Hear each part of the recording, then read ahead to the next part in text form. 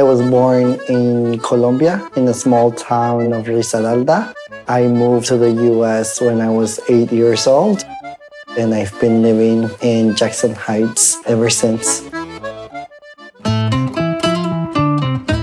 82nd Street and 37th Avenue is known as Little Colombia. It was very powerful for my parents to migrate into a neighborhood where they heard other people speak their language, folks that you have similar stories with, find food that connected them to back home. Life growing up in Colombia as a child was very different, like waking up, overlooking mountains, or just playing in the coffee fields. My parents' homophobia drove me into community organizing and activism. Between the ages of 14 and 15, I was kicked out of my home. Luckily, I came across an organization that was focusing on immigrant rights and had a youth component to it. That was my safety net. That's where I knew I wanted to give back to the community that gave me shelter. I started doing community organizing. I moved on to developing worker cooperatives. LGBTQ people often have to go back into the closet when accessing services. A lot of LGBTQ people are living within poverty lines, often choosing between a Metro card and a meal. We needed to create a solution that allowed LGBTQ people who were food insecure to feel safe when accessing free, fresh food. And this is why we created the Wins Food Pantry. Healthy, free, nutritious produce was critical in being able to give back to the communities. We first launched at Fred's Tavern during the first year of the pandemic.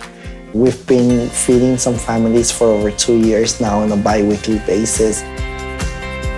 Hunger taught me how to cook.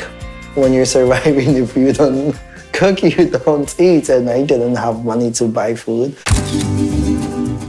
My grandma is like my hero, and she is a wonderful cook. Her seasoning is out of this world.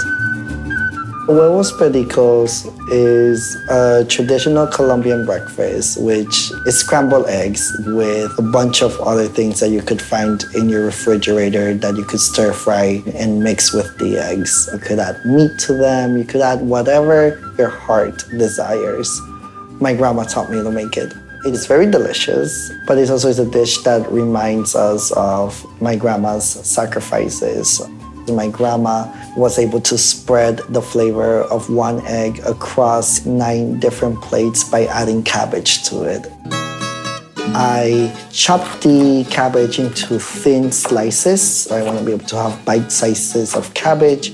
I then move on to chopping the plum tomato, which I cut in very thin, small squares, chopping the onion, dicing it in a very thin slices. I then chop scallions thinly as well.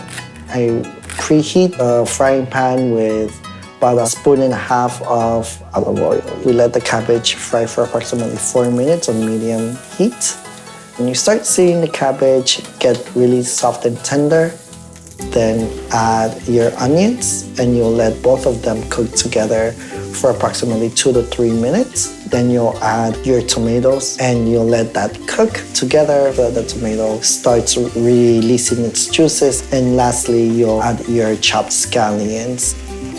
You'll start smelling the flavors, you'll start feeling the texture. There are a lot of different things that you're gonna feel through your spoon. Add salt to taste, break your eggs in, and mix that.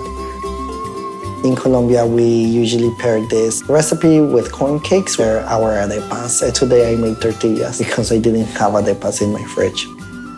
If you're looking into Jackson Heights and want to try this dish, you could go to any Colombian restaurant, and most of them will have this as an option. I love doing community organizing because it's a great way to connect with others while providing a service, but also building a safe space for other individuals to give back to their communities. And the Wins Food Pantry, I don't work alone. I work with dozens of volunteers that are there giving back to their neighbors as well. Disfrútelo.